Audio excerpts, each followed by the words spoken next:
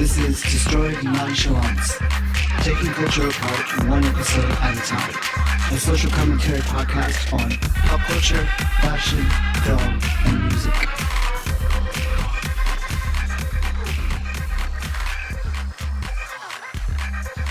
This week, we're talking about media and mediatization. Hello, welcome to Destroyed Nonchalance. Last week, we introduced the topic of media and mediatization, and this week, we discuss its cultural complications. Rick and myself, say hi, everybody. Hey. Hi. And we're going to continue on the discussion of mediatization. But for the first part of the podcast, as you might know, we like to kind of catch up on what we've been up to this week. Serena, I know that you've had a lot going on. You had an exciting launch and you had a party and everything that you went to. So do you want to start telling us about what your week was like? Yeah, so I've had a busy week in London. I mean, I first came down for the Fashion Critical Studies talk, right? Which was great. I know we'll talk a little bit more about that, but that was really good because I got to see professors and writers and authors that we've kind of been studying. Some really important writers. Some writers and scholars that I use in my own research that I've referenced many times. To see them all up on a panel was a really great opportunity. It was inspiring. It really was to kind of be up close and personal. And I'm really interested in the project itself, and see where it goes, and I'd still like to go to the next one. So yeah, no, me too. I definitely do. I think, Rick, you feel pretty much the same way with that, right? Yeah, that's really good that it was open to the public the way it was, and that it wasn't just for students and you didn't, require an ID to go in. Yeah, and I think it was presented in a way that the general public could at least start getting into it and get introduced to these topics. Do you feel like that, Serena, or? Yeah, no, I think it was good. I mean, at first I wasn't sure I was able to go because I thought it was just for students. So it was good that it was open to everyone to be able to, that are interested in a subject, because to go to something like that, you would have to be interested in the subject. And yeah, I think it's definitely got legs to become bigger and go more in depth. Yeah, and I think that we should actually set an episode on its own to talk about what happened and our thoughts and what we look forward to from that kind of talk. Yes, but maybe I agree. I'm in the... No, you can talk about it now, but maybe I'm in the minority. I'm not sure. No, I I agree. think there's a lot of content there that would be it would make for an interesting discussion. I think we could talk for a whole hour and a half just on everything that we were presented with on that night. Yeah, it was good. It was very good. And it was nice to see people from when I was at uni just a year ago. So, and to catch up, it was really good. I was surprised by some of the people that I saw. Again, it was nice, but yeah, I don't know. Maybe at some point we can get them to call in or to participate in the podcast just to catch up and see what's going on with them. Because some of them are getting back into the academia. They're starting their PhD programs or have already started. So it could be an interesting discussion. Yeah, I agree. So yeah, tell us about the magazine, because we've been hearing about it for a few weeks now, and it kind of reached a culmination. Yeah, so on the 1st of October, which marks the start of Black History Month in the UK, we launched our magazine with the Evening Standard newspaper, and it was put as a supplement within the newspaper, and that was distributed in underground stations. Congratulations on that. I just want to put that in. Congratulations, and that had to be really exciting. It was exciting. It really was exciting. All the hard work that I've put in. So, did you go to the station and find the newspaper? And yes, I did. eventually I did, but a lot of them had been taken and sold. Right. Completely sold out everywhere. But I did go and see a poster of one. So tell us what it was like. Tell us where you went, and so did you find finding the newspaper, finding the poster? Like, give us a little glimpse into what that was like. So I went to the underground station in Canning Town, and one of the stands, and they give away the newspaper. They hand them out, right? And I was kind of looking for it, but there was a poster on the side, so that was kind of surreal, just kind of seeing. So that was a bigger deal than seeing the newspaper itself? Seeing the big poster. The poster was kind of crazy because it's like, wow, it was an idea that's culminated into kind of getting this something together, and it's just out there where even, some people might not see it, but it just means a lot to me. And then, of course. Yeah. And then we had the launch party at the Design Museum. So when did that happen? What was the timing of what it was like? Yeah, so that was on the 4th of October. Okay. What day was that? On Friday. Oh, Friday. Okay. On Friday, yeah. So it was just a few days ago. Yeah, just a few days ago, and that was very good. It was very prestigious. There were lots of important people there. Right. For example, the Jamaican High Commissioner, he came and he did a speech. Also, reality TV star, Lady Colin Campbell, she was also there. Also, the BME Communications Director of Number 10, she was also there and gave a talk. So, wow. So how are you feeling about all of this? I mean, you're walking into the building and you see all this going on. So what was it like? It was kind of crazy because at first I was thinking, oh my God, it's quite daunting. But then at the same time, sometimes it almost feels like, because I know I've done the work, and it's that really that just, it speaks for me, if you know what I mean. It's like regardless of what I might feel or feel out of place, or this lovely place, champagne, or these people, dignitaries and everything, I still felt, I felt confident in what I'd done, in the work I'd done, I felt confident because I'd done the work, and it speaks for itself. That's what everyone was there for. Yeah. And, I mean, because when I think of you and I think of a room full of those type of people, it doesn't seem to me strange that you would be there. But I can understand, you don't see yourself the way the outside people see you. Yeah. But then there's the fact that you contributed so much to the work that was the reason why everyone was there. Like, without your participation, that night couldn't have happened.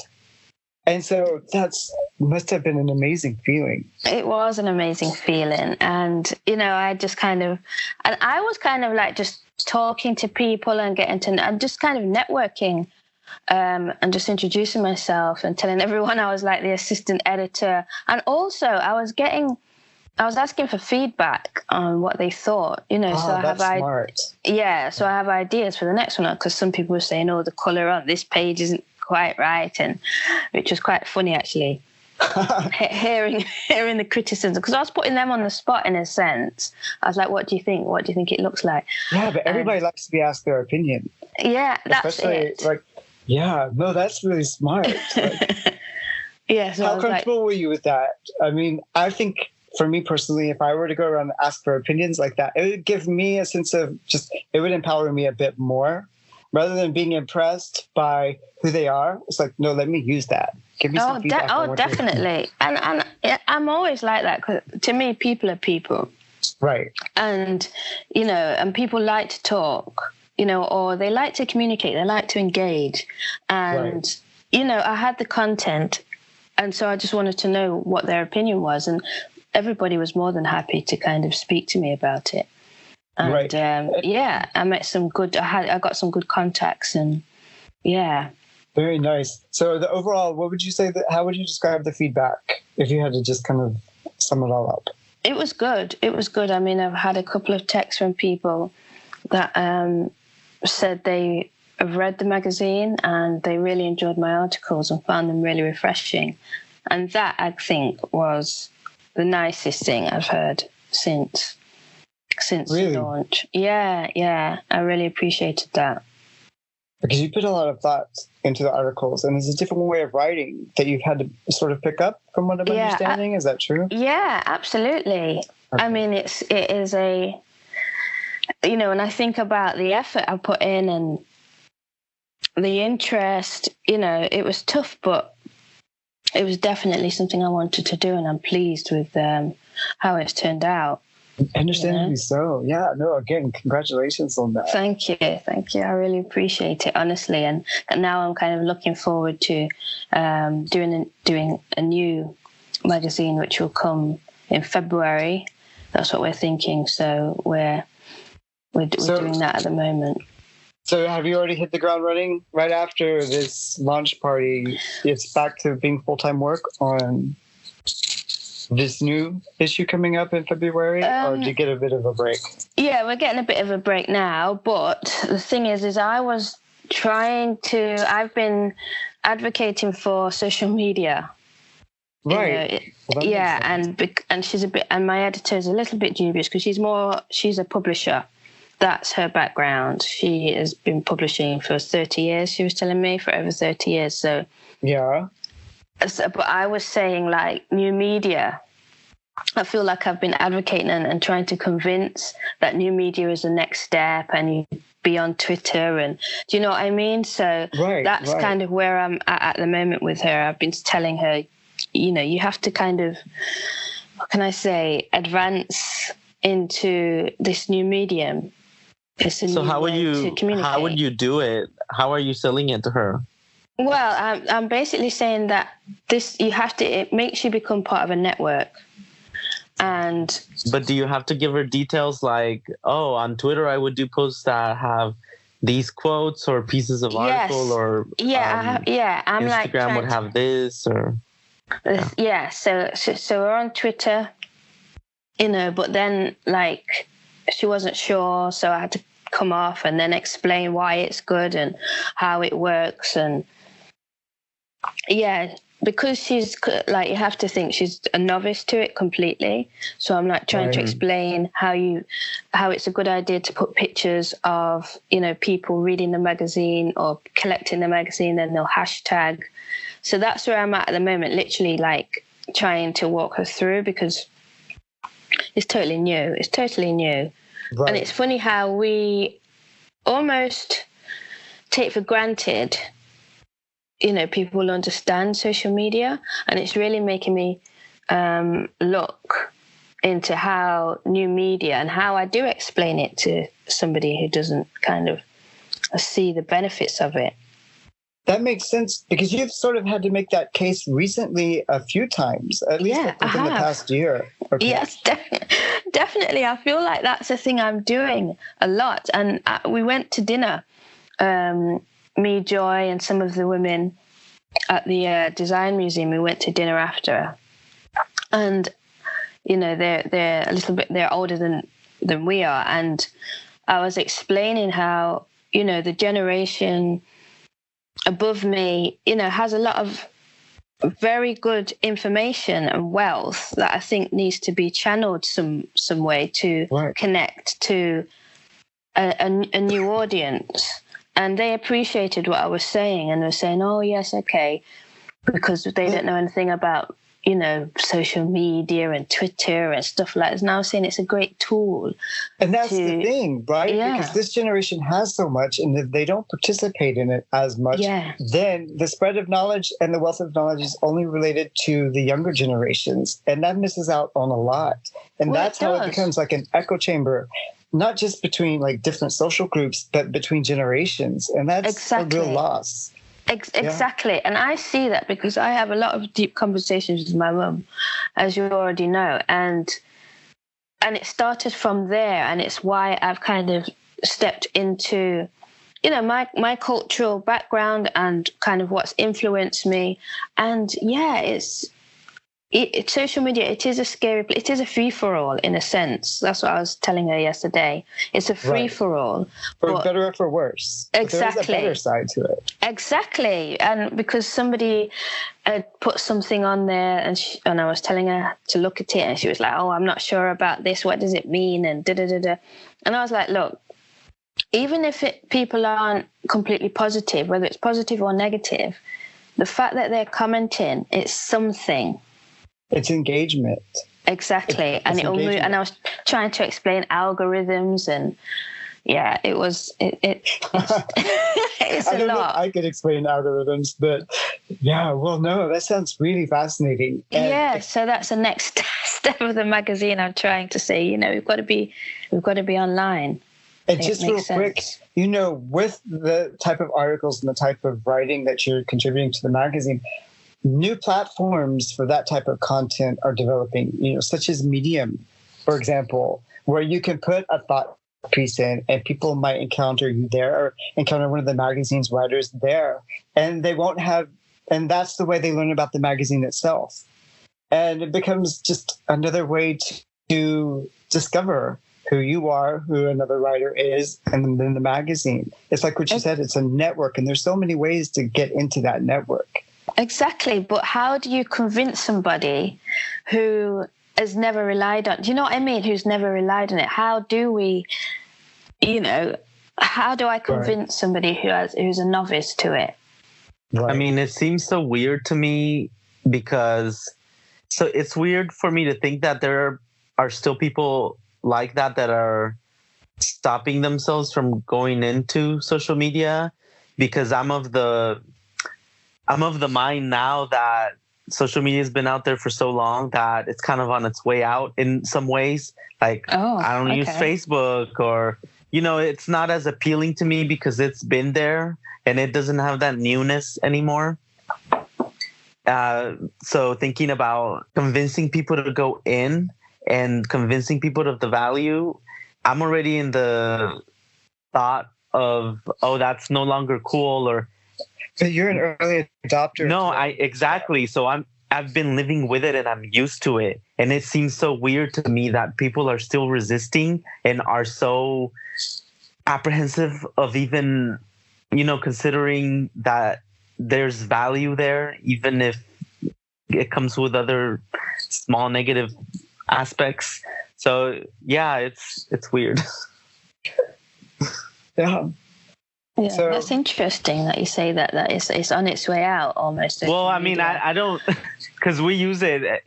The newness of it. Yeah, the newness of it. It's like, when kids were leaving MySpace for Facebook, and now Facebook doesn't seem like now that everybody's in it, every adult, it's not cool anymore. So then you go to something like Snapchat or Instagram is more popular now than.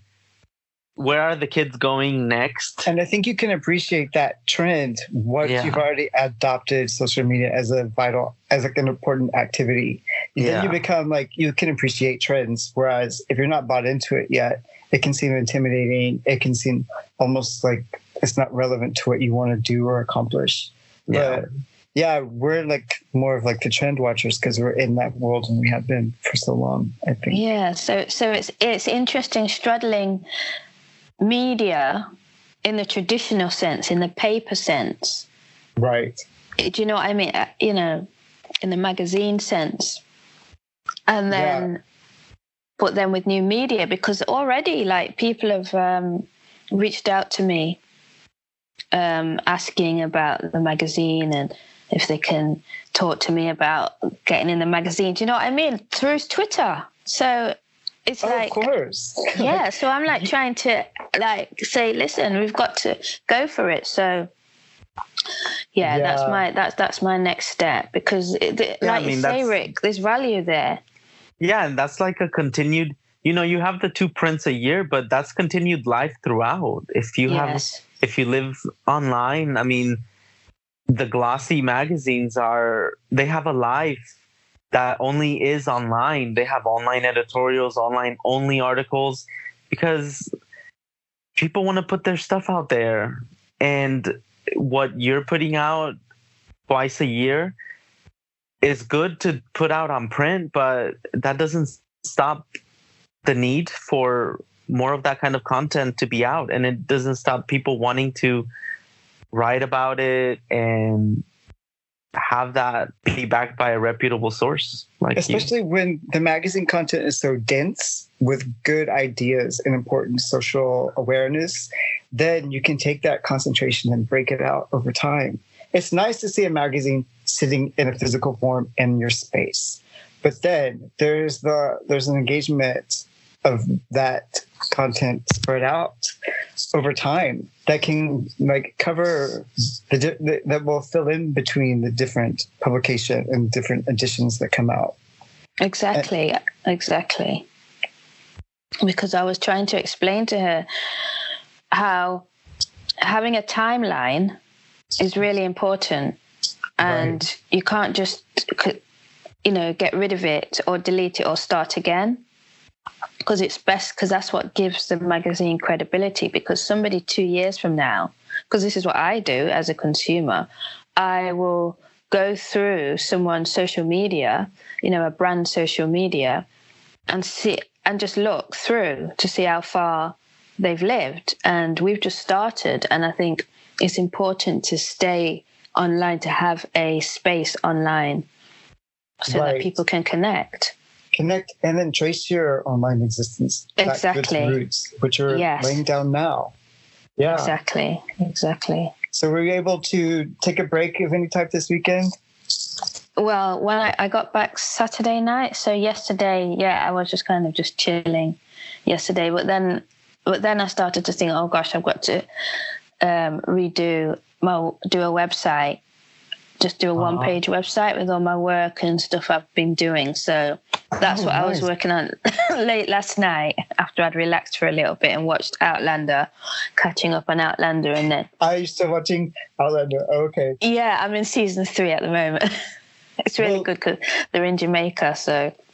Oh, that's right. Well, with your website, make sure you send us a link because we already have a friend who wants to read more of what you do. Oh, and if you once that is up and going, it's live, send us the link and that will pass it on to her. Okay, great. So Rick, what was your week like? Well, we've been to the talk and we've been hearing about Serena's things she's been up to. We did miss going to the Tube station to pick up a copy, so hopefully Serena has one for us. Oh yes, I did. I had a supervisory meeting that day and my mind was just like elsewhere. I mean, it was in that and the whole outside world didn't exist. Yeah, and I mean, so some of the work that I've been doing, it's a little boring, I guess, maybe. So okay, Troy, you're gonna have to cut this out. Here's me apologizing. It's just technical, and it's a lot of editing, and it's a lot of online stuff. So I usually just like to talk about the pop culture stuff that we've been doing. So, for example, we went to see Judy. The movie. Yeah. Oh gosh, you're joking! Oh my god, I was thinking when I come to London next week, I could come and see it with you two because I thought you'd enjoy it. We'll see it again. Yeah, would you? Okay, great. Yeah, definitely. Great. Yeah, it's really good, and I think there's a lot of details because I always like seeing a scene, and especially if a movie's set in London, I want to know where they filmed, and I like recognizing the places. So I got a lot of that from the first sit through, but I would watch it again. And great. It's a good movie. We don't want to give anything away, but Renee Zellweger did such a good job. And there were times when I was watching the scene and it didn't occur to me that I wasn't watching Judy Garland in that scene. Yeah. There's something about the lighting, the cinematography, the way she gets the behaviors and the movements, the gestures, all of that down. It's just, I didn't realize there were several points where I didn't realize that I wasn't watching Judy Garland live out part of her life for us. That's how good Renee is in this movie. Oh, I can't wait to see it now. I'm glad you liked it. because it does look really good, really, really good. So yeah, I look forward to seeing that film. Definitely. Yeah, I think she's definitely a contender for at least an Oscar nomination. Really? Okay. Yeah. So it's good. We'll have to talk about it some more once you watch it. Okay. And one of our next episodes. But that we really enjoyed that. We haven't been to go see the Joker movie because it's been all sold out. So we just put that off. I do want to see it. It looks good from the previews. I always love a good villain, and this looks like something that would be right up my alley, but not yet. Yeah, I've heard all sorts about that though. Like, it's about gonna police have outside, and I don't know if that's just hype. Part of me thinks that's hype, but then I've read some reviews about it being quite dark, like incredibly dark. Yeah, I think it's delving into some new territory, and I'm so tired of the Joker, but I'll go because Troy wants to go, and it looks good. It looks like it's saying something different, but I'm really tired of Batman and the Joker and all of that. Just like the hype over who's going to play the Joker and who's going to go crazy because they played the Joker. That kind of conversation. Yes, yeah. I'm just so done with it. I can agree on that level with that. Like, the formula superhero thing is so played out that it needs to really like strike something original in order to make me really excited to go and see it. And just seeing his performance, from what I can tell from the previews, looks like it'll make it worth it. And I haven't read many reviews of it. So, and I don't like to read a lot of reviews before I go and see a movie, because I like to experience it on my own and then go back and see what everybody thought of it. So I'm shutting a lot of that out now, but yeah, hopefully we'll see it soon. Yeah, and the BFI London Film Festival has started here. So a lot of the movie premieres like Judy just happened last week, and then of course the movie came out. But Leicester Square right now, almost every night is just packed with red carpet stuff. So it's always exciting when that's going on. This year we didn't get any tickets, but in previous years we've gotten tickets to like the surprise film where you don't know what film they're going to show you.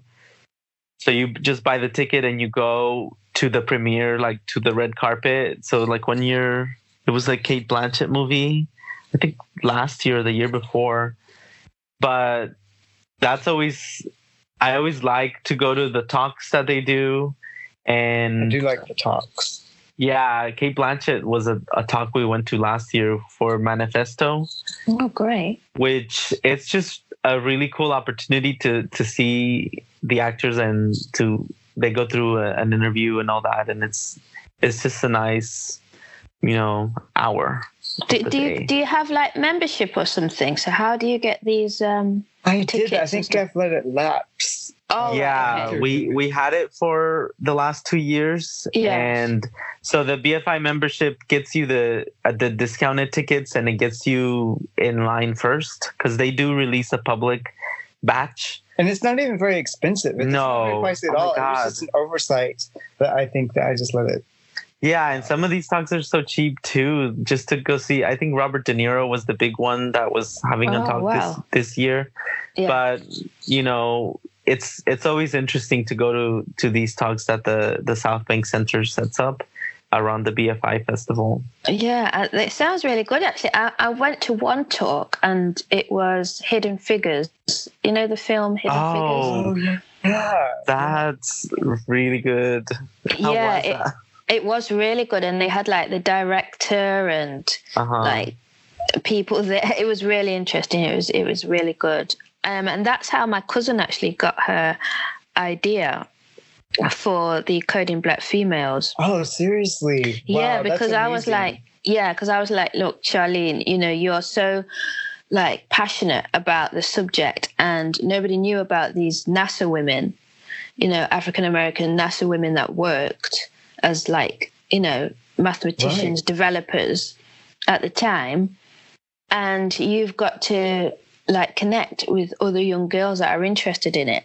So you've got to do something. And that was the night she came up with the idea of Coding Black Females. Wow, that's really interesting to know. And if that happened with her, no telling how many people were impacted in such a similar way. Yeah, exactly. Yeah, that's great. So that's I like those talks for those reasons, and you just get to know something deeper about the creative minds around some of these movies or some of the approach to craft. Yeah. So that's always fun when it happens in October. And the last thing I was going to talk about is The Politician. We've continued to watch the show, and they had this episode. I think you could even watch it just on its own. It was like a 30-minute episode called The Voter. And just wow, anxiety. Like, if you want to understand, I think that they captured the voter so well. Just the major, for like the 2016 election in the US, over half the country didn't bother to vote. That voter, and it's that voter that episode kind of focused on, because there's a school election and everything is happening all around this voter, and he's just like, I could give a crap about anything that you're saying. I'm living my life, and even some of the thoughts that he had, it was like a child, I think. So give me a synopsis of what it is again. Okay, so Politician it's a microcosm of the political world put into the high school presidential campaigning and election. So these people are taking winning the class president super seriously, and does a really good job of making it resonate with what you understand politics to be in a larger sense. So what what the candidate's behavior might be, what the supporting staff and campaign managers' behaviors might be. And in this case, this particular voter that they follow for 30 minutes, and again, it could be a standalone episode. It was done so well. You see what he's like when he wakes up in the morning, what he does when he gets dressed, what he's thinking about on his way out, what the daily school experience is like for him, but then also what it's like to be bombarded by political messaging and how candidates come across to these voters, and the impact, or quite frankly, the lack of impact that all of this has on the voter, who in the end ends up being just as disappointing as you would expect him to be. It was no surprise, but it was just so, I wouldn't say dark, but I would say devastating look at the challenges between what a political candidate has in mind about what's going on, and that divide with how the voter, a potential voter, or the total non-participant citizen looks at it all and understands the relevance of what it is that they're doing, what the campaigns and all the political operatives are doing. And all of that came across in 30 minutes and in this episode. And it's it really, so interesting. It really hit. It's just so scary. And because it's so real to me, it's like, wow, that is the clearest explanation that you can give somebody who's paying attention to the process and knows the importance of the vote and how it can change everything, and follows politics and what's going on. It's a really good explanation to that person on why somebody doesn't bother. And just, wow, that picture is so depressing, but I can definitely see why. And why it's important to even make such a presentation of this voter, because I don't think a lot of people understand. I mean, I certainly wouldn't have made those kind of assumptions about most people. And again, we haven't researched this ourselves, and this could just be one interpretation, but it's so vivid in what it's presenting the viewer with, this apathetic citizen. And you never see that. You just see the explanation of, they just don't care, and that's it. I don't do politics. That's all you hear from these people, but this is a deeper look that I haven't seen anywhere else. So that's why I thought it was good to mention it. That's my week. That's your week. Both of you. What about you, Troy? Well, you've had more interesting weeks than I have. I mean, in one sense, but because I've been researching, and again, I've gotten my hands on a couple of books and presented these opportunities that have actually kind of shifted the way I'm thinking about my project. And it's been a challenge to my original understanding of my project in a way that I wasn't expecting. And it's come about through these books. One, Design for the Pluriverse. But also it's because of themes that came up during that panel discussion, the critical fashion panel discussion. And both of them also the journaling that I do every day that kind of juxtaposes my research theory with my lived experience.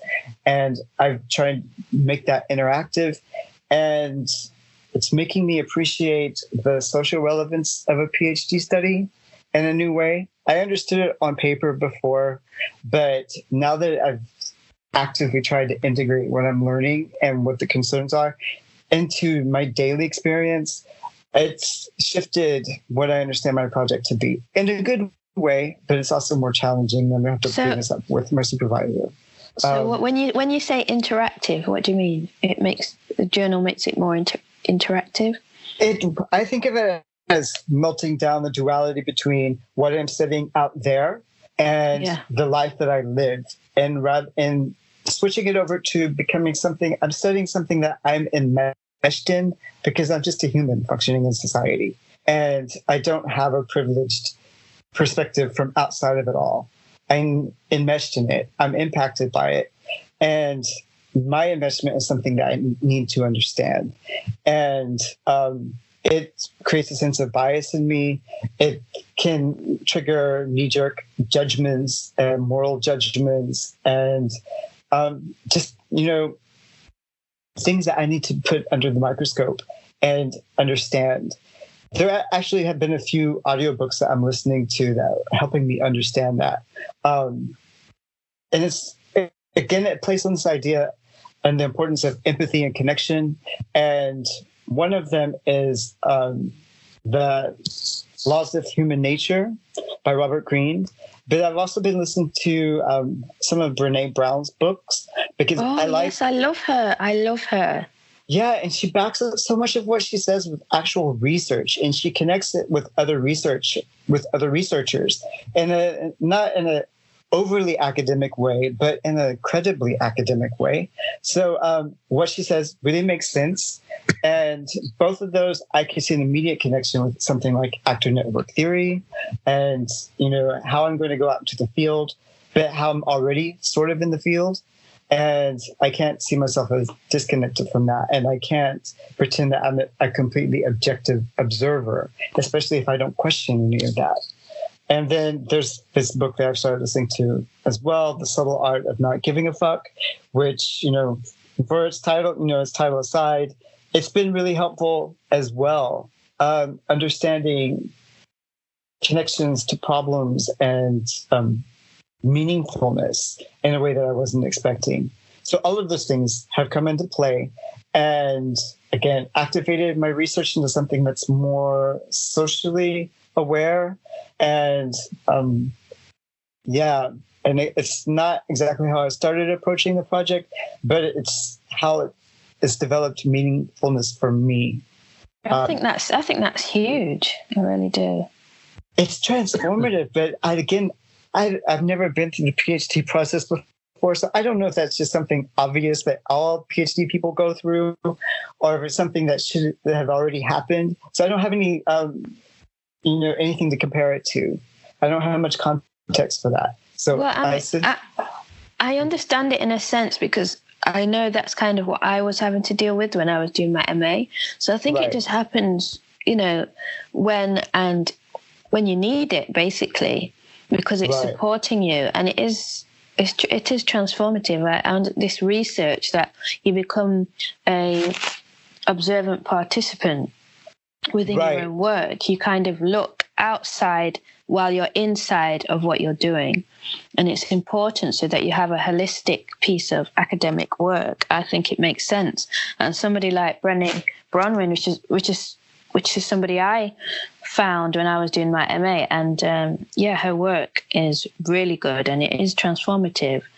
When you hear her TED Talks and like where she's coming from, somebody who is academic and is like almost changing the way people see their work and see themselves as one and the same.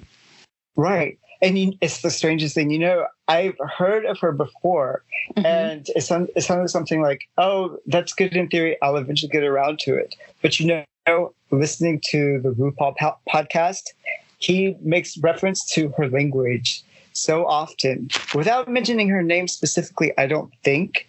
But he talks about that rumbling that happens in the arena and then the people who are in the cheap seats. And he references a lot of her ideas throughout like his podcasts. So when I first started listening, it was just for that reason. It's like, oh, okay.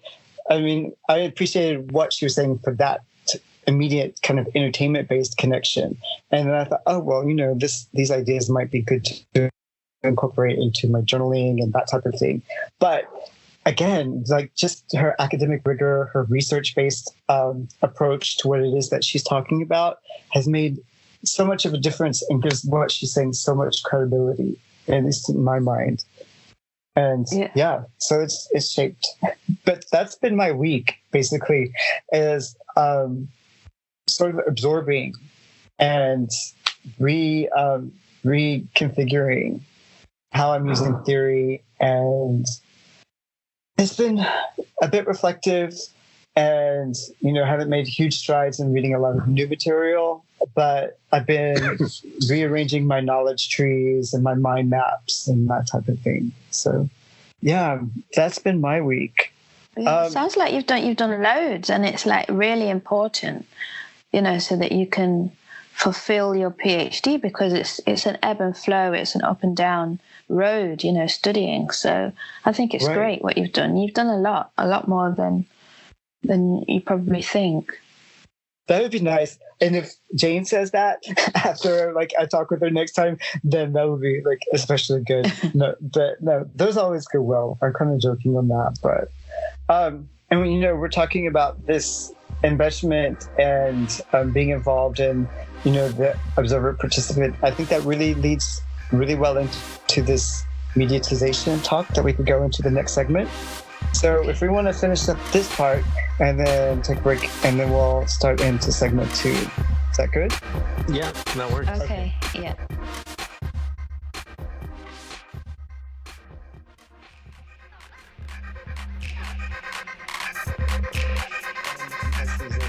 Problematizing it, but also seeing it in terms of the benefits and the costs, right? Rick, when you think of mediatization and its impact on society or impact on your life, what do you think of? What comes to mind? Well, especially recently, at least after the 2016 election, it's just a constant bombardment of headlines over and over, where you can't get away from it. You can't stop reading the news. You can't stop seeing what's next. So I just think overwhelming. And I think a lot of people are being turned off by media because of that overwhelming stance that they understandably had to take, because there's so much news. And when you're tied to a 24-hour news cycle, you just have to keep talking. You have to keep talking about something. So the media people, they have to keep talking. Yeah. So just on a personal level, I have some points on some of the issues that I thought about, but just on a personal level, I just feel overwhelmed.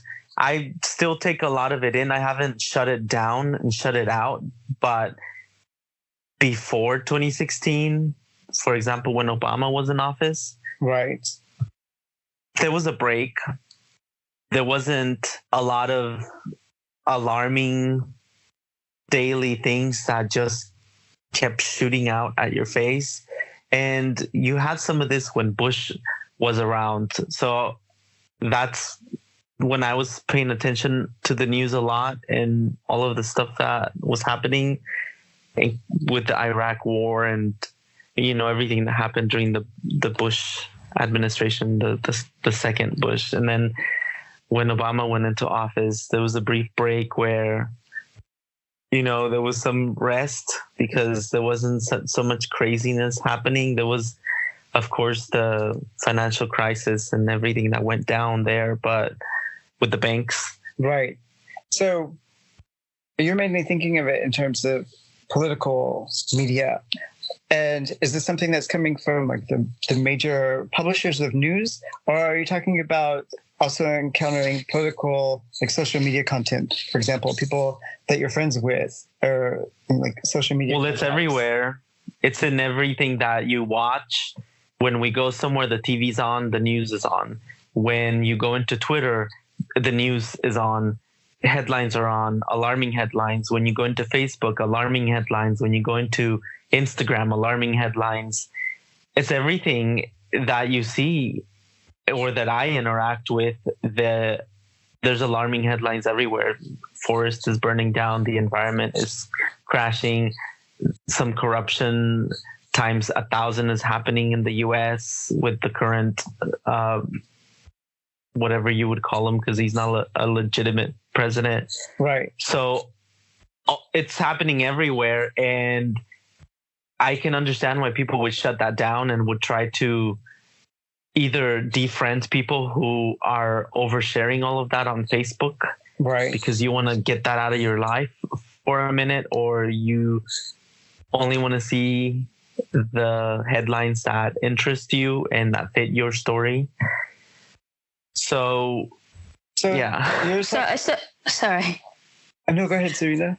Yeah, so it's almost, Rick, when you're talking about like the Obama administration back then, it's like you have a nostalgia of when things were less sensationalized, so it's less bombardment of information. Is that what you're talking about? Yeah, because I'm looking at mediatization through politics and news media. So it's how, the definition of mediatization that I found is how the media shapes and frames the conversation around politics and society. Right. And it includes social media and people who are just putting out posts and tweets that aren't necessarily headlines because they're not coming from big publishers, but they're mediatizing their political activism in a way that's also, are you saying it's bombarding and it's flooding what you're able to take in? It's flooding your media consumption? Well, it's everywhere. I haven't shut it down. I haven't been at the point where I just need to turn it all off. But I can definitely see it as an issue on me personally. Yeah. Yeah, I can see. I understand that because, we're consuming information all the time from social media, etc., as well as the news, as well as TV, then people in the street, newspapers, magazines. It is a constant cycle, that we're on. But also the good side of it is that we have a choice to kind of choose, like what you said, Rick, to not necessarily step away, but choose something else, which I think is important and will be the next cycle, I think, of engagement. And it is actually happening now. It's like, because it's what I do is I choose what news I decide to take in, what news I decide to consume. Oh my God, there's so much out there. There's so much. Yeah, you have to be discerning. Yeah, because if you cut out the wrong sources when they're actually delivering relevant information, you're doing yourself a disservice. Exactly. And also you have to be able to read between the lines. I think that's something that's I've honed by just kind of seeing, if I read the Daily Mail, I can tell what they're actually saying compared to the words on the page. Do you know what I mean? I can see between the lines. And I must admit, like, you know, the American politicals, I mean, it's bad over here.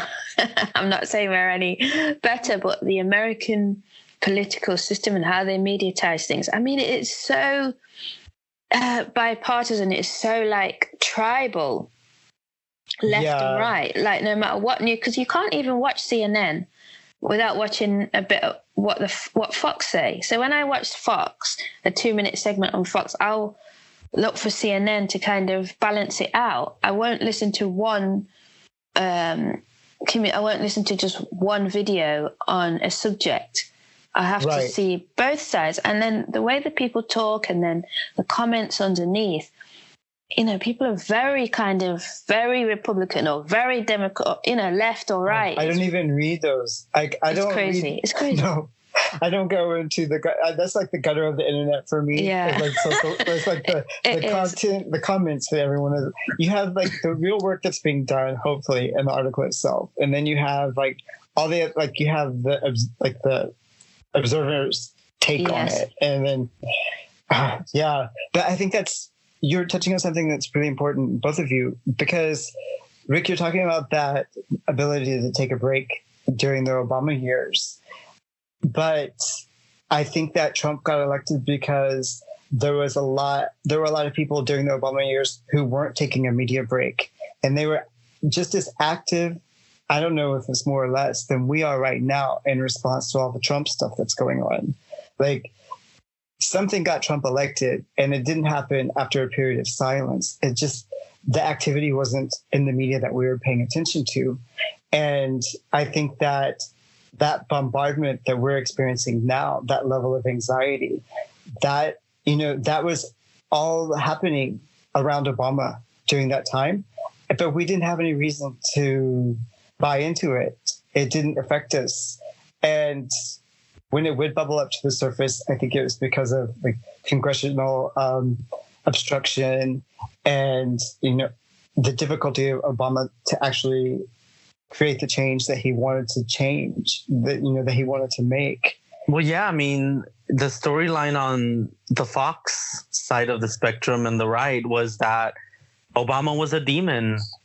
That, you know, that's how radical that other side was. And while I was, you know, busy taking a break from politics, the other side was just amping it up. Yeah, and demonizing and making it all crazy. So, I mean, that's one of the big issues I have with what's happened. So I think that mediatization is being turned on its head. And while it's supposed to shape and frame a conversation around politics and society, I think it's been bastardized and weaponized by governments and political parties to serve their purpose, to divide the public and to confuse the public and cause chaos.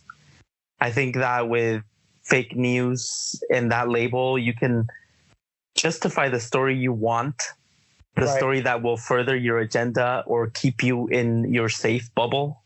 So while mediatization is supposed to facilitate the conversation, it's been used to stop certain people from having the conversation.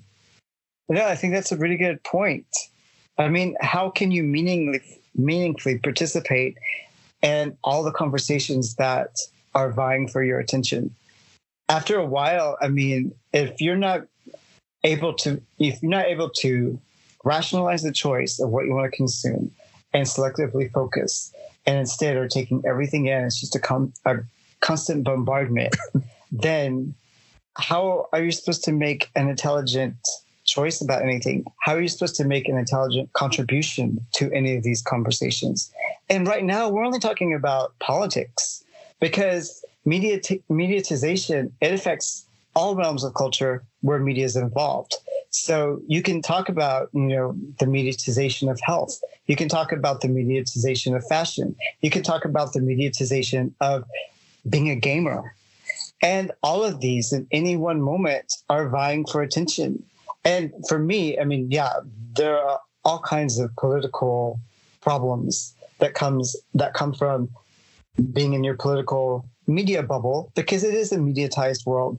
But then when you combine it with all of the other mediatized worlds that you're enrolled in, then it's even doubly, or I would say like, it's multiplied. That challenge of intelligent participation is just multiplied exponentially. And, going back to that episode about the voter, everything that he was paying attention to, whether it was porn or music or whatever it was, those are all mediatized worlds that are vying for his attention, to the point where it became overwhelming and his brain just went numb, because after a while, just your basic physiological needs need to be met.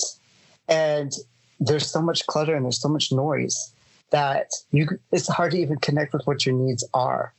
There's so much bombardment. And we're talking about politics, but in so many different areas, there are these overlapping worlds that it's becoming crucial to make a choice. But what deserves attention and what doesn't? Yeah, and I think it's definitely interesting because what the scary bit is then is it is actually, so almost anything that you do choose to engage in, it is almost a vote, if that makes sense. So it is. Do you see what I mean? Yeah, because you're participating and because it's online now, because it's mediatized, somebody knows that you've clicked on it somewhere that is logged as a statistic. Is that so if I look at Fox and then I look at CNN, they know that I'm engaging, and so they will give me more. So it is about choice, and I think that has to be made more important. You have to be discerning in what you watch, what you do consume, right, and how it affects you.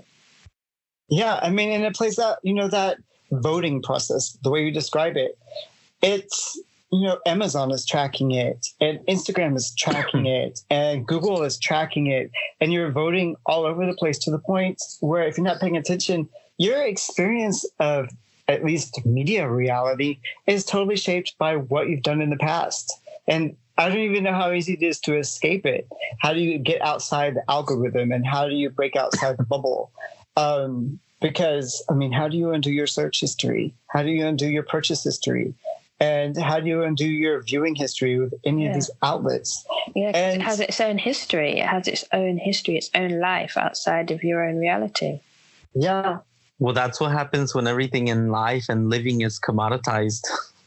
So it's just taking over our lives and we can no longer just live in the moment. Yeah, it's lots of moments. And step out of that. And although those moments are for sale on Instagram and even the moments that we ourselves create, the moments that we put out, they're a story that we make for people to consume. I think and we want them to like it. So yeah. Well, you see, I'm a little bit different. Like I am, for me, like especially like with my Instagram, that's just impulse. That's and if people like it, it's great, but that's not my first instinct. Yeah, for my Instagram, it's a journal. Yeah, that I want to keep so that I can look back. I don't really care about likes or anything like that. Yeah, exactly. We have to. We have this mediatization, but that's what I'm getting at. It's like there is a core of us as humans that want to, express. Right. Rather than engage. So you have to honor that actually we're communicating to ourselves. And you have to remember that you're the author of what comes out of you. And you're the curator of what you take in.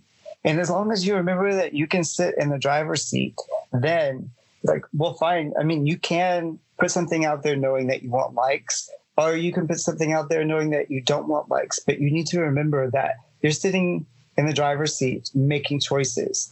And you don't want to be like the drunk driver with his eyes closed, just driving willy-nilly down the highway.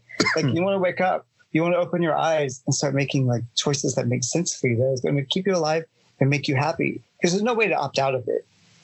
Yeah, and I mean, even involuntarily, we all know it. I can say I'm not there for likes or anything like that, but when they happen, it's nice because there's chemicals in your brain that, when something that you do is very liked and there's attention around it, it makes you happy. And it's like opening a present, oh, okay, that's gotten a good attention. I mean, I know that you say you do it for instinct, but now that it's your instinct has created this diaspora Instagram that's very popular and people engage with and it. It deserves an audience. Yeah, and it deserves. I want it to have like the impact that it. But it makes you happy that it's had that kind of response, right? Or yeah, no. Of course, absolutely. I mean, I kind of don't look at the likes, but I see that people are liking it. And I guess the most important thing is when people speak, when they comment. Mm-hmm. Right. I think that's what I like the most. And the comments are, you get a lot of comments. Yeah, the comments are what I love to engage with. Like, right? Yeah, There's nothing past that, but the comments, when people take that extra step, as little as it might seem, I mean, to take a second to comment on something, that's worth more than just a tap, Definitely. Double tap. I mean, I appreciate all the likes, of course, but the comments, when I get to kind of speak back and, when you get to engage with somebody because of something I've put out there, that's it. That's what makes me happy. Does that shape? Do you think about those interactions at all when you make the next post? No. I couldn't. If I was to think about how, and it has stopped me because I do it less now. So if I think about like what people might think, then it's not happening.